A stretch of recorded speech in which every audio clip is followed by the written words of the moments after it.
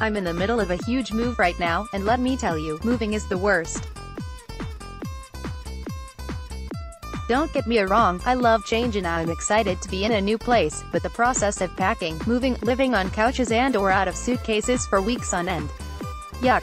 Fortunately, a simple grocery list and a low-key plan for easy meals are my saving graces. A little background: after 8 years in New York City, 5 of those as a food editor and recipe developer, I decided to leave my full-time job, move to North Carolina, and go back to school to study nutrition. After a few weeks of crashing on a friend's couch floor, I've been living in various stages of limbo for the last few weeks, and even now that I'm in my new apartment, none of my stuff will arrive for at least another 10 days. To make this work, I brought all the essentials when I first drove down last month: a huge suitcase of clothes and shoes, a few duffel bags of toiletries and other miscellaneous essentials, and a small bag of basic kitchen equipment. If you just had a "wait, what?" moment, you wouldn't be the first, so let me explain. As someone who A. loves to cook, B. can't afford to live off of takeout for a month, C. I decided to leave my full-time job above, and C. thinks non-NYC grocery stores are basically heaven on earth, I knew I'd want to start using my new kitchen the second I moved in, well before my shipment arrived. So, I packed the following kitchen items in a suitcase. Christine burn a cast iron skillet, because it's oven safe and thus can be used for both stovetop cooking and roasting, a non-stick skillet, for the eggs that I knew I'd be eating at least once a day, a small pot, mostly for oatmeal but also for pasta or whatever else I might need to boil, a rubber spatula and a wooden spoon, for cooking, a half-cup measure, because it's the one I use basically constantly, a basic chef's knife, some cutlery and a bowl, for eating. I own a lot of kitchen stuff, so I really couldn't justify buying new, temporary, stuff when I got here. Aside from having to buy a cup and a cutting board, this bare-bones arsenal of kitchen equipment has been pretty damn effective. Of course, the most important part of cooking and eating is having actual food on hand. Knowing that my kitchen situation was limiting and that I didn't want to spend too much of my now extra precious time or money on meals, I put together a very strategic shopping list for my first trip to the grocery store. Christine burn all of the items fell into one of two categories. There were the basic staples like olive oil, salt, pepper, butter, peanut butter, maybe not an essential for you, but for me B is not negotiable, eggs, milk, bread, oats, stuff that I always have on hand.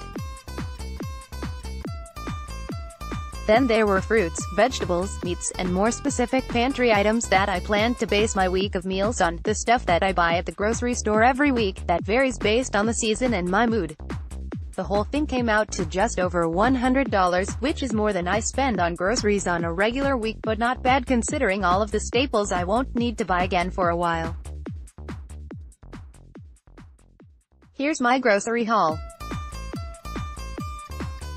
Christine burn bread and grains, instant dough, whole wheat English muffin, whole wheat pasta, whole wheat sliced brie, dairy, meat, and egg, butter, eggs, feta, parmesan, whole chicken, whole milk, fresh produce, apples, baby carrots, banana, cherry tomato, scale spring mix, sweet potatoes, frozen produce, bricolage, cherries, miscellaneous beer, hey, I'm only human, music, coffee, pantry staples, balsamic vinegar, chickpeas, olive oil, peanut butter, pepper, salt, tomato sauce, white beans. Without the 6-pack of IPA, the whole thing would actually have come in just under $100, but I don't regret that impulse buy. The craft beer scene is great down here. The grocery list above is what worked for me. I'd recommend that anyone in a similar situation follow my lead in terms of basics like pantry staples, eggs, bread, milk, and cookable grains like oats, because these things are building blocks of simple meals. The other stuff, like produce, meat, and more specific supermarket staples like tomato sauce, hummus, and cheese, are things that you should choose based on what you like, what you think you'll be able to use in a variety of meals, and what's available or on sale. With all of the above, here are some of the super quick meals I've been putting together. Roast chicken on a bed of sweet potatoes for dinner and mini meal prep. Christine Bernay threw this together as soon as I got home from the grocery store, knowing that it would make a great dinner, plus a ton of leftovers for easy meals throughout the week. All I did was cut 3 sweet potatoes into big pieces, seasoned a 3-pound chicken with plenty of salt and pepper, inside and out, and roasted the whole thing in a 450-degree oven for just under an hour. Oatmeal and iced coffee for breakfast. Christine Byrne oatmeal is pretty unphotogenic to begin with, and the orange bowl certainly doesn't make it better, but these simple bowls of oats cooked in milk with fruit, a banana on the left, frozen cherries on the right, and covered with drippy peanut butter were delicious, and exactly what I eat for breakfast most days even when my kitchen is fully stocked. Oh, and I'm not usually one to buy bottled iced coffee, but it's been a lifesaver while I wait for my Nespresso coffee maker to get here.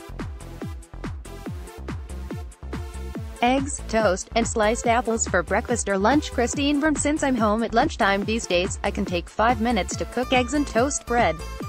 Sometimes the eggs have Parmesan melted on top, other times not. I ate these out of Tupperware because, while I remembered to bring a bowl, I forgot a plate. Salads with roasted sweet potatoes and chicken, tomatoes, spring mix, and cheese for lunch. Christine Byrne. 1 chicken and 3 large sweet potatoes made a lot of food, so I was able to make this lunch several times. Here it is in the near-empty spring mix container, because as you may have noticed, I had to get pretty creative with serving vessels. Various iterations of 1-pan sautéed kale, reheated chicken and sweet potatoes, other veggies, and cheese for dinners. Christine Byrne used to eat a ton of hot salads, like this one for dinner, greens, protein, other vegetables, and usually some kind of cheese all sautéed in a skillet, instead of just served cold, but I somehow got out of the habit. This week has been a nice reminder that there are plenty of different ways to cook the same few ingredients. In the bowl on the left, I poured on some tomato sauce near the end of cooking, which made the whole bowl taste totally different than the simple sauté on the right.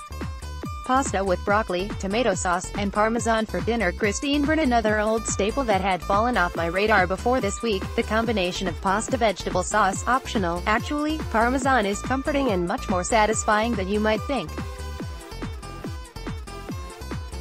It tastes a little better when you cook fresh broccoli instead of frozen, but I'm using frozen broccoli this week because it's convenient and doesn't make a mess on your cutting board, because it's already cut and blanched, not pictured. Many Tupperwares of carrots and hummus or apples and peanut butter. For snacks, the meals have been simple, yes, but the fact that they're both delicious and low stress is why they're so great in the midst of a big move. Am I excited to cook more elaborate stuff in the near future? Sure. Am I currently in the mood to spend hours planning on cooking meals? Nope. Moving is stressful and time-consuming, and my advice to anyone planning a big move is to head to the supermarket and buy what you need in order to put your meals on autopilot.